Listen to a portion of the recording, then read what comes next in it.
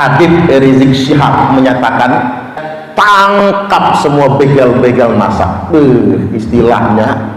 Nah di sini kebetulan ada Kapolres nih, masya Allah, dari awal ikut ngaji. Bagus gak? Bagus gak? Nah saya mau titip Pak, tolong Pak, kalau ada fitnah nasab Pak Alwi, tangkap aja Pak, tangkap. Pokoknya kalau ditangkap betul, takbir. Maka saya menyarankan kepada pemerintah, difatwakan dulu oleh Majelis Ulama Indonesia, siapapun yang ngaku-ngaku cucu Nabi tapi tidak bisa membuktikan, harus. Habib Rizik Syihab menyatakan kepada Pak Kapolres waktu itu, ada Kapolres soalnya ya, kalau Pak Kapolres hadir di sana Pak, bukan berarti dia sepakat, tapi sebagai aparat negara itu netral. Beliau atas nama negara wajib hadir untuk memastikan kegiatan itu aman. Itu maksudnya agar tidak terjadi kerusuhan, kericuhan dan lain sebagainya. Bukan berarti dia sepakat. Dia ngomong sama Pak Kapolres, apa kata dia? Tangkap semua begal-begal masa. Istilahnya tangkap. Jadi dorong polisi agar orang yang menyatakan Mbak Alwi itu bukan cucu Nabi itu ditangkap. Hari ini ingin saya sampaikan, justru kita ini dihadapkan dengan fakta. Apa faktanya? Orang-orang yang ngaku-ngaku cucu Nabi di Indonesia hari ini, gerombolan Bani Ba'al, mereka semua sudah terbukti bukan keturunan Nabi. Ini harus kita ketahui, sudah terbukti bukan keturunan Nabi. Pertama, berdasarkan kitab nasab, ada orang yang namanya Ubaid, diklaim sebagai anaknya Ahmad, Imam Ahmad bin Isa. Padahal dalam catatan kitab nasab sama sekali tidak ada yang namanya Ubaidillah. Nama Ubaidillah baru muncul 5 abad setengah kemudian. Umpami nih Pak, kalau saya sekarang ngaku anak Soekarno, nama saya Suparman Soekarno Putra, jenengan percaya nggak? Ya enggak lah. Emang siapa Suparman, mirip-mirip enggak sama Megawati ya. Artinya memang sekarang saja begitu, apatah lagi ini sudah 5 abad setengah, 550 tahun, semakin lamanya. Orang mati mah tulang udah nggak ada lagi tuh Pak, udah hancur semua itu, udah nggak ada bekasnya lagi tuh fosilnya. Tiba-tiba ada yang begitu. Maka berdasarkan kitab nasab mereka bukan cucu Nabi, berdasarkan kitab tarikh sejarah mereka bukan cucu Nabi, dan berdasarkan tes DNA mereka justru YDNA, asal usul DNA nya haplogrupnya G. Karena kalau dia cucu Nabi nggak boleh G, dia harus J1, karena J1 haplogrupnya Nabi Ibrahim, Nabi Ismail, Nabi Ishak alaihi wassalam. Ini kalau orang ngaku cucu Nabi tapi haplogrupnya G, dia bohong. Secara ilmiah, saintif, ini ilmu Allah loh Pak, itu ayat kauniyah, itu DNA itu bisa dipastikan 100% tanpa kurang kalau DNA nya G, sama sekali bukan zuriat Nabi. Itu etnis Yahudi Hazari, Yahudi Askenazi dari bangsa Eropa Kaukasia, yang memang hijrah ke Yaman di masa lampau. Ketika Islam datang mereka kemudian masuk Islam. Maka dari itu, nah lalu mengapa orang kemudian ngaku-ngaku cucu Nabi? Pasti ada yang dia inginkan Pak. Apa itu? Privilege, ada hak istimewa. Zaman sekarang enak, jadi anak Pak Kades enak, anak Pak Kades, jadi anak kiai enak, Gus. Makanya santri-santri di pondok saya itu sering saya tegur karena suka mencium tangan anak saya. Anak saya itu masih umur 8-9 tahun Pak. Kalau diciumi sama kakak-kakaknya kangkang santri itu, saya takut anak saya itu besar palangnya hunjak itu nantinya.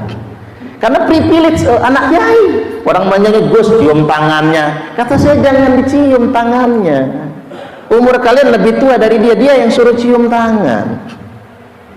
jadi anak wali kota enak sekarang, jadi anak bupati enak, jadi gubernur enak, anak presiden enak, bahkan bisa jadi wakil presiden, kan begitu, privilege.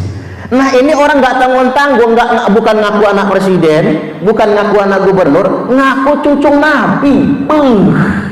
Cucung nabi, Pak, kita mah takut kualat ya kalau ngaku cucung nabi. Nah saya ingin sampaikan, sudah ada hadisnya dari Nabi, thumma fitnatus sarra, hati-hati kata Nabi, nanti akan muncul fitnah sarra, fitnah di zaman kemerdekaan, fitnah di zaman kebebasan saat kalian sedang membangun, muncul fitnah dahuluha min tahti qodama rajulin min ahli baiti, akan keluar dari bawah dua telapak kaki laki-laki yang ngaku-ngaku anak putuku. Itu dawuh Kanjeng Nabi loh Pak. Yaz'umu annahu minni, dia ngaku-ngaku anak cucuku, dia ngaku-ngaku keturunanku, walaysa minni, padahal dia bukan anak putuku. Wa innama awliya'iyal muttaqun, karena sebenarnya yang pantas semata-mata mengaku anak cucuku, wali-waliku hanyalah orang-orang yang bertakwa, bukan orang-orang yang takabur menyombongkan diri. Maka mengapa orang kemudian mengaku cucu Nabi? Karena dengan pengakuan tersebut dia bisa mengeksploitasi umat. Coba betapa banyak orang yang dimanfaatkan, didawiri Pak, dimintain duit, diancam-ancam kualat kalau nggak ngasih, kan begitu. Gara-gara dia ngaku cucu Nabi, dia banyak mendapatkan hak istimewa.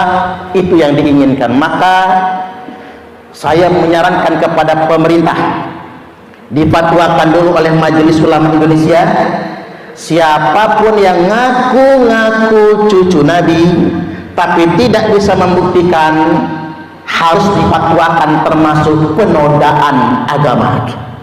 Dan saya mendorong kepada pemerintah, siapapun yang ngaku-ngaku cucu Nabi tetapi dia tidak bisa membuktikan, maka sebaiknya dipidanakan. Setuju nggak kira-kira? Dengar itu, nyuruh-nyuruh aparat polisi nangkep kami, awas berbalik, awas berbalik. Habib Rizik kemudian mengatakan sama Bahar Smith, keturunan Wali Songo terputus 5 abad lebih lamanya, mereka sendiri yang balik terputus 5 abad lebih Pak. Mereka mengatakan, kata dia apa? Tes DNA, buktikan dengan tes DNA.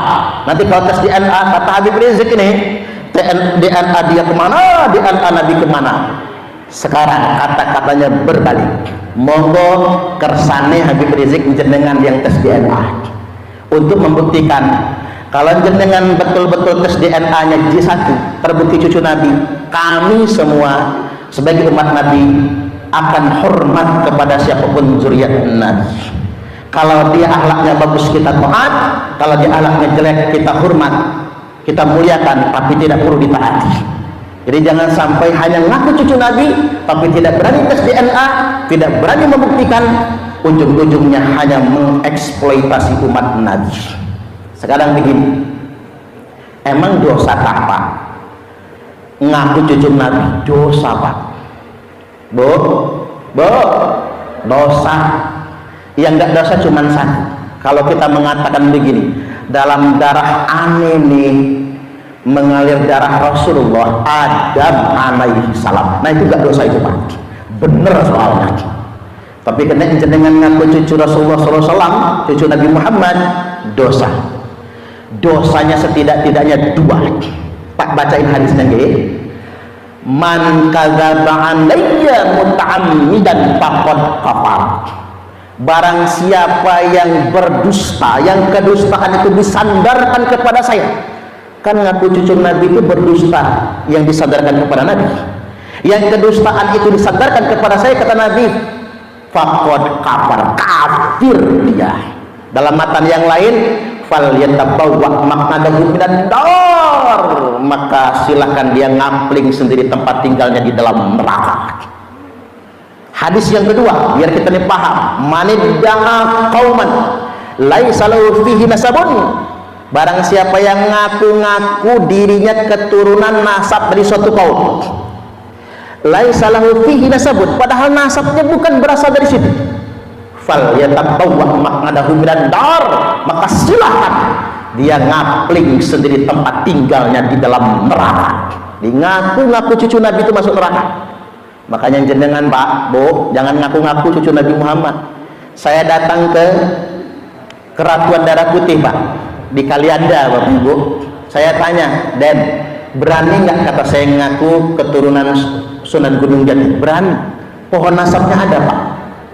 Cuman saya tanya balik, Syarif Hidayatullah itu Sunan Gunung Jati itu dzurriat Nabi. Berani nggak panjenengan ngaku dzurriat Nabi? Apa jawab beliau? Nggak berani. Nggak berani Pak. Mengapa nggak berani? Takut akhlak kami nggak sesuai. Nanti kami justru menyakiti Rasulullah Sallallahu Alaihi Wasallam. Tapi ada yoga keturunan Keratuan Darah Putih itu Pak, sedang tes DNA untuk memastikan DNA-nya tersambung tidak dengan DNA-nya Kanjeng Nabi Sallallahu Alaihi Wasallam. Nah, kita yang umat Islam, terutama para kiai ini, para kiai, para alim, para ulama maksudnya, wajib meneliti kalau ada yang ngaku-ngaku putunan. Al-Hafiz Ibnu Hajar Al-Haytami berfatwa, yang bagi likulli ahadin ayyakuna lahu ghiratun fi hadzal nasabi syarif hatta la yantasibu ilaihi sallallahu alaihi wasallam ahadun illa bihaqqin. Niscaya sudah semestinya, sudah seharusnya setiap orang cemburu dengan nasab keturunan Rasulullah, nasab yang mulia ini. Dan kalau ada yang ngaku-ngaku cucu Nabi, teliti, periksa, hatta la yankasib ilaihi sallallahu alaihi wasallam ahadun illa bihaqqin. Periksa dia sampai tidak ada satupun lagi yang berani ngaku-ngaku putunya Kanjeng Nabi, cucunya Nabi, kecuali dengan bukti yang benar. Ini penting untuk benar-benar kita garis bawahi. Baik, saya lanjutkan, dipercepat saja. Yang berikutnya, Habib itu walaupun ahli maksiat, matinya husnul khotimah. Sedangkan kiai, kalau dia benci Habib, walaupun dia alim, walaupun santrinya banyak, maka matinya su'ul khotimah. Pak, ini ngalah-ngalahin Kanjeng Nabi ini. Ini kan fakta. Kuping kita kan dengar semua kan? Ada semua jejak digitalnya di YouTube. Saya ingin katakan, ini sesat kalimat ini. Ini doktrin yang menyimpang.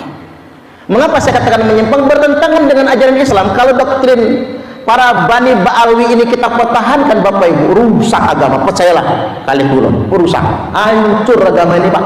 Islam tidak akan menjadi agama rahmatan lil alamin lagi. Ini bertentangan dengan sabda Nabi. Apa sabda Nabi? Nabi sallallahu alaihi wasallam bersabda, "Ya ma'syara Quraisy, wahai orang-orang Quraisy," kata Nabi, "saya," kata Nabi, "tidak bisa menolong kalian sedikit pun kalau kalian tidak bertakwa kepada Allah Subhanahu wa taala." Nabi menyebut kepada Bani Quraisy. Bani Quraisy berarti sukunya Nabi. Kemudian yang berikutnya, "Ya Bani Abdi Manaf, wahai keturunan Mbah Abdi Manaf, saya Muhammad," kata Nabi, "tidak bisa menolong kalian sedikit pun kalau kalian tidak bertakwa kepada Allah. La ughni ankum minallahi syai'an." Kalau Nabi ngomongin Bani Abdi Manaf, berarti Nabi bicara tentang klan keluarga, marga. Selanjutnya Nabi bersabda, "Ya Abbas, wahai Abbas," paman Nabi, udah masuk ke keluarga ini Pak, "la ughni angka binallahi syai'a," saya ponaan mule, ini pakliknya Nabi, ndak bisa nolong kamu kalau paklik nggak bertakwa kepada Allah. Kemudian yang berikutnya, "Ya Sofiyah, ammata Rasulullah sallallahu alaihi wasallam," wahai bibi Sofiyah, kata Nabi,